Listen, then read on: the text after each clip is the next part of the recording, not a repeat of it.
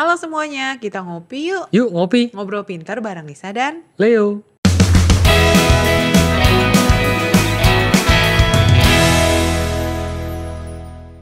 Oke, hari ini kita bahas tentang salah kaprah seputar asuransi kesehatan. Salah kaprah. Khusus asuransi kesehatan. Oh ya, kan asuransi banyak nih macam-macam. Banyak. Ini yang kita mau bahas yang asuransi kesehatan. Oke. Worth it gak sih punya asuransi kesehatan? Apalagi masih muda. Wah, Ribet nggak klaimnya? Preminya mahal nggak? Ntar giliran waktu gua sakit lu susah. Susah ngurus ngeklaimnya? Ngeklaimnya. oke.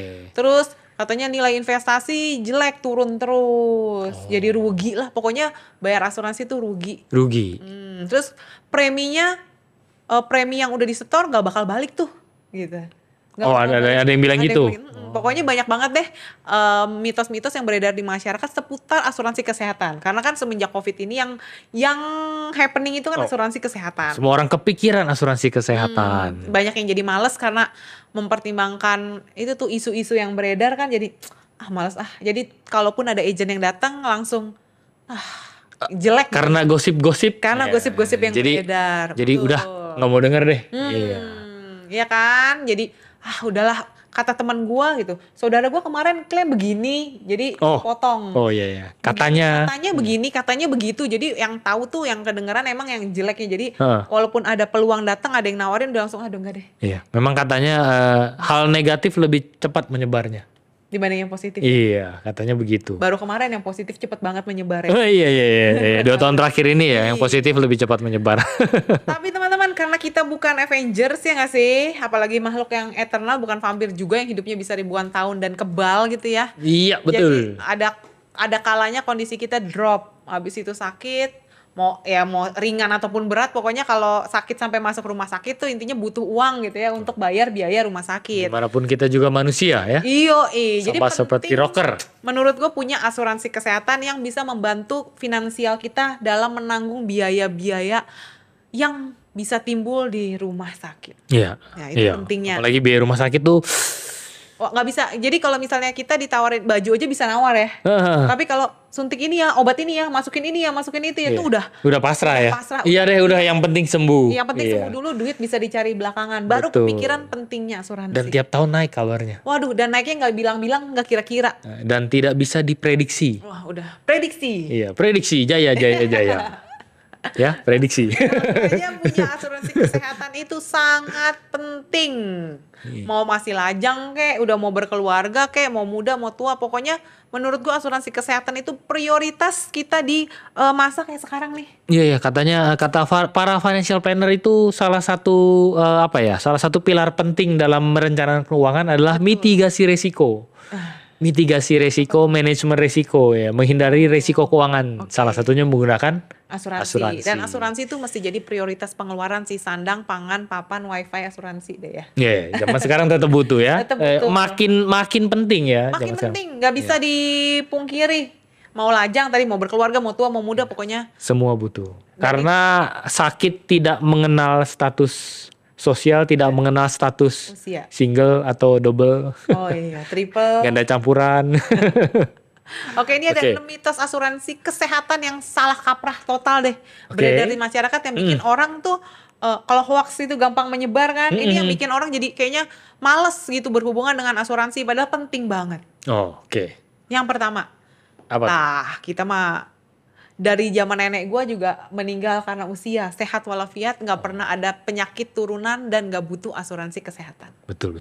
Nah itu mungkin sekarang masih nggak ya? Kayaknya enggak ya. Apa ini harusnya sih enggak. Kalau dan mungkin dulu banyak yang berpikir masih muda, tidak mungkin sakit. Tidak mungkin sakit Terus, itu hanya milik orang tua. Iya. Apalagi kalau nenek kakek gua umurnya panjang kok, enggak sakit, meninggalnya dalam tidur. Betul. Iya. Nah, sering kedengaran tuh kayak gitu. Dia nggak tahu kakek neneknya zaman dulu nggak ada makanan fast food ya. Iya.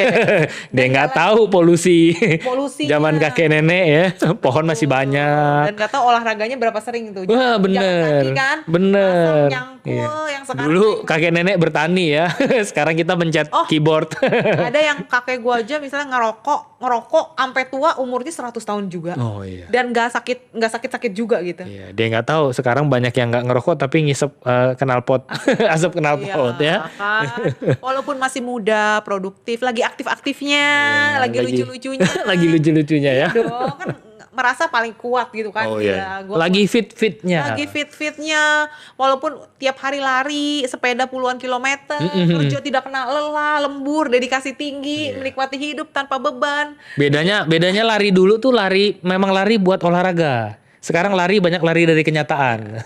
Bukan karena kita lagi aktif-aktifnya, kondisi prima, maka kita nggak punya masalah kesehatan. Benar, betul. Nah, itu dia. Ya. Kayak kemarin kondisi yang kita baru lewatin ini ya, pandemi ya. Oh ya, kok pandemi. Iya. Iya, nggak ada yang tahu juga. Tidak mengenal orang sehat, orang sakit ya. Semua bisa kena ya. Iya. Iya, betul. Yang namanya hidup ya kan kita tahu nggak ada yang pasti. Bisa-bisa aja nih. Besok ya nggak tahu kayak virus datang dari mana ya nggak sih, sakit atau kecelakaan, amit-amit pokoknya butuh penanganan medis segera yang membutuhkan biaya besar. Oh iya benar-benar. Kadang-kadang ya ada nggak cuma sakit yang butuh biaya di rumah sakit ya. Kadang-kadang kecelakaan. Iya itu. Naik motor jatuh. Nah. Ya, kita berhati-hati, orang lain nggak berhati-hati, kita yang ketabrak. Iya benar-benar. Banyak kejadian tuh orang nyebrang, mobil udah berhenti, motor yang mesti nyelonong. Nah, betul. Kemarin ada kayaknya tetangga di rumah, anaknya udah berapa ratus meter lagi nyampe rumah, kecelakaan, meninggal langsung. Tapi udah dekat rumah. Iya. Meninggalnya di dekat rumah. Coba bayangin udah mau nyampe rumah.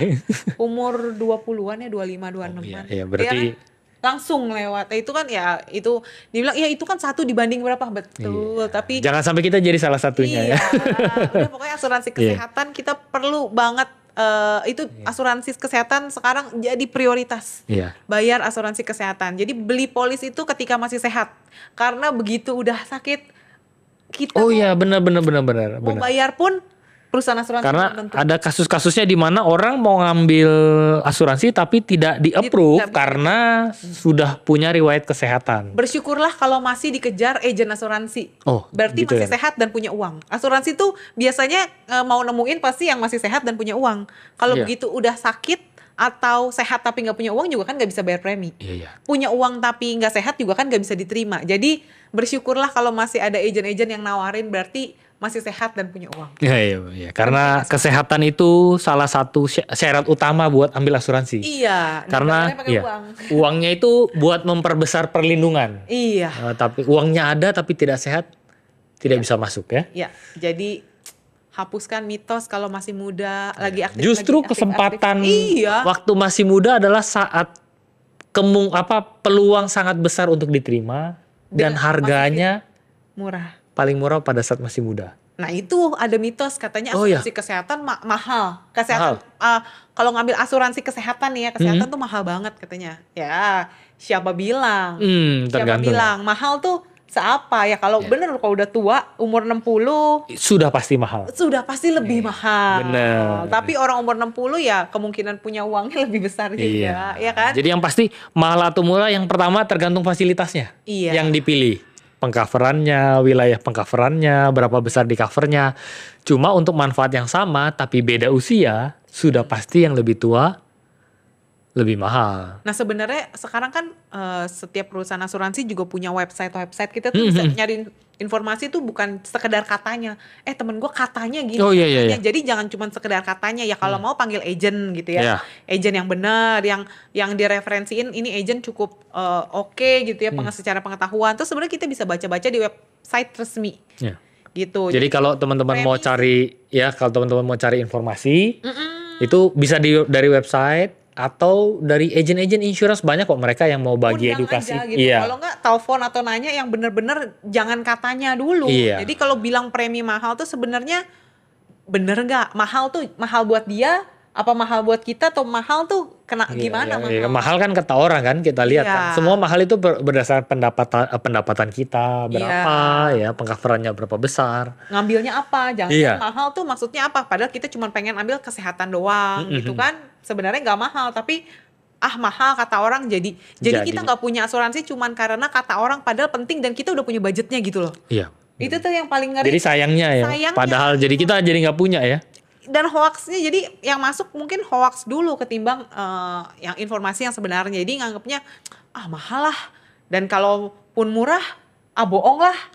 To be true gitu kan. Iya. Kemurahan, jangan-jangan bodong gitu kan. Jadi teman-teman perlu tahu informasinya secara benar, dan kalau pengen dapat manfaat yang maksimal dengan harga yang sesuai profil kita, ya udah cari asuransi yang tradisional gitu loh, yang biasanya tradisional itu kan lebih murah dibanding unit link.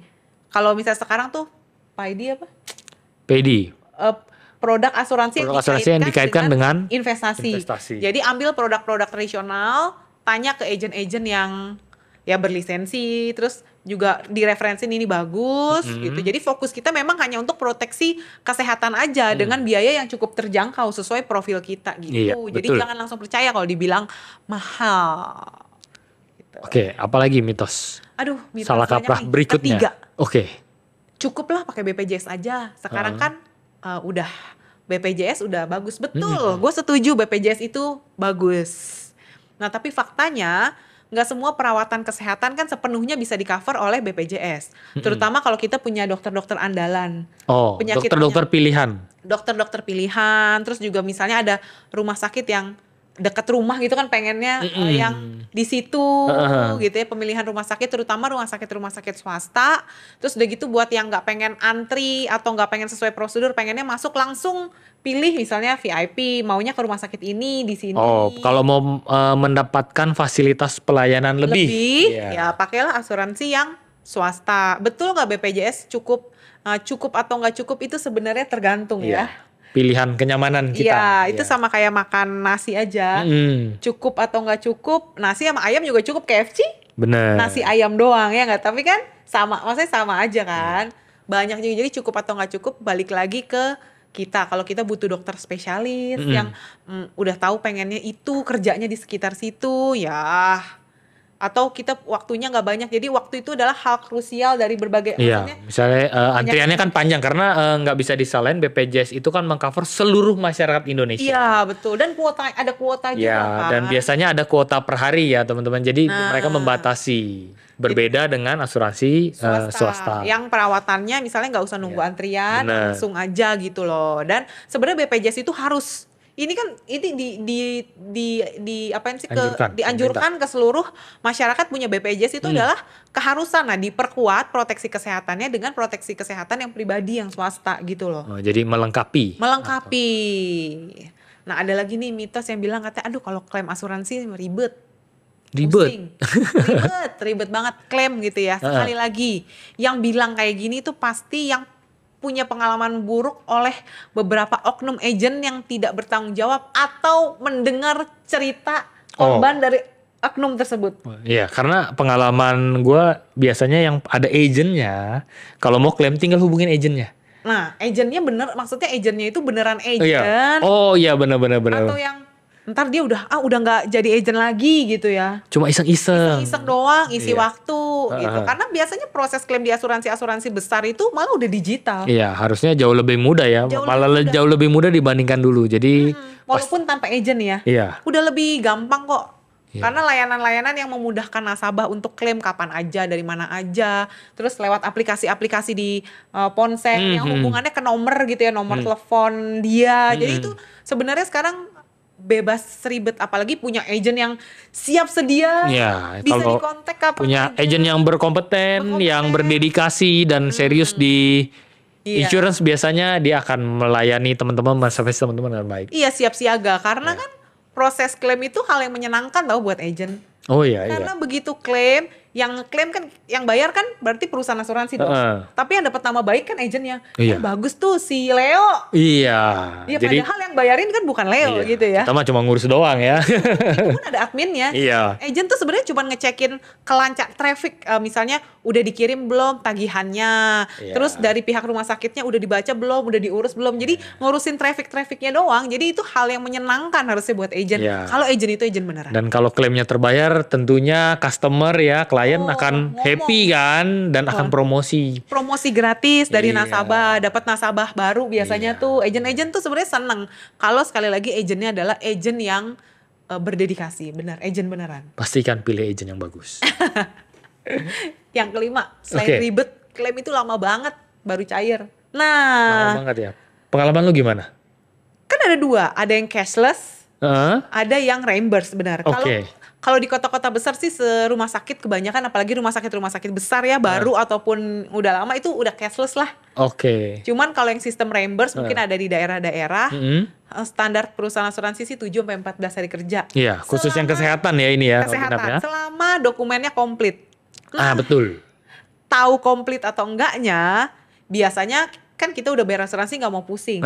Agent itu mengerti proses klaim. Iya, agent akan kasih listnya, yang dibutuhkan apa aja, yang perlu di follow up apa aja. Ya. Maksudnya billnya asli nggak? Jangan kopian. Terus ada cap rumah sakitnya nggak? Jangan-jangan ada yang keselip, belum kecap. Terus ada tanda tangan dokternya nggak? Hal-hal kecil kayak gitu kan yang sebenarnya menghambat proses tapi nggak kelihatan sama, apalagi kalau nasabah kita yang udah ngurusin orang sakit, udah capek jaga berhari-hari, nemenin, belum pusing dia nggak mau makan ini itu. Jadi kan nggak kepikiran hal-hal kecil kayak gitu. Nah hal-hal itu yang harusnya dibantu sama agent asuransi teman-teman semua. Jadi ingat, selama semuanya sudah lengkap, ya biasanya prosedurnya 7-14 hari kerja. Itu udah cair, udah masuk ke rekening gitu. Betul. Jadi kalau gesek pakai kartu kredit belum sampai tagihan, biasanya udah balik, betul. Udah balik duitnya, jadi nggak perlu bayarin kartu kreditnya gitu ya. Apalagi kalau perlindungan asuransi yang model sekarang yang kartu ya, yang cashless tadi yang dibicarakan itu biasa di settlement pada saat diproses pada saat mau keluar rumah sakit ya. Dan sebenarnya kalau misalnya ada operasi besar yang butuh uang ratusan juta atau puluhan juta, itu bisa namanya pre-admission. Kalau pakai kartu cashless tuh. Jadi sebelum kita melakukan tindakan operasi, kita bisa minta kira-kira biayanya berapa? Bukan? Perkiraan kasar, perkiraan biaya paketnya operasi ini berapa? Dirawat berapa hari? Kurang lebih segini. Asuransi cover nggak? Kalau cover baru minggu depan deh kita lakukan ini. Jadi kalau udah gampang. Kalau punya asuransi, rumah sakit juga bisa kasih seperti itu ya. Perkiraan biaya. Pre-admission, betul. Administrasi sebelum, kalau seandainya gue minggu depan mau melakukan ini, biayanya berapa ya? Tuh asuransi cover nggak ya? Itu tuh gampang banget sebenarnya. Cuman sekali lagi informasi yang beredar banyak yang bilang itu susah ya, karena oknum lah ya menurut gue sih. Itu. Betul. Yang terakhir nih, yang ke-6, katanya preminya hilang kalau bayar asuransi. Preminya nggak dikembaliin. Apa yang dibayar hilang? Gini ya, kalau beli kangkung, kita bayar, kan tuh duit hilang ditukar kangkung. Iya benar. Iya kan? Benar. Duitnya hilang. Ya memang duitnya hilang, tapi kita dapetnya kangkung. Nah sama nih, asuransi juga. Kalau kita bayar premi, ya duitnya hilang. Kita dapatnya apa? Proteksi. Kalau sampai masuk rumah sakit, ya kita dibayarin gitu. Sama kayak ngeles lah, jasa. Kita bayar guru, duitnya hilang. Dapatnya apa? Dia ngajarin kita, misalnya guru piano atau guru matematika. Dapatnya apa? Dapatnya ya jasa, diajarin. Diajarin ya. Iya. Skillnya bertambah. Iya. Jadi duit hilang ya duit memang. Kalau kita beli sesuatu, ya duitnya memang berkurang dari kita. Kayak bayar security juga. Iya, bayar security. Iya sebenarnya dong, balik lagi ya, bayar security ya, bayar. Coba lebih kreatif. Iya, lebih kreatif ya. Iya. Bayar apa lagi ya?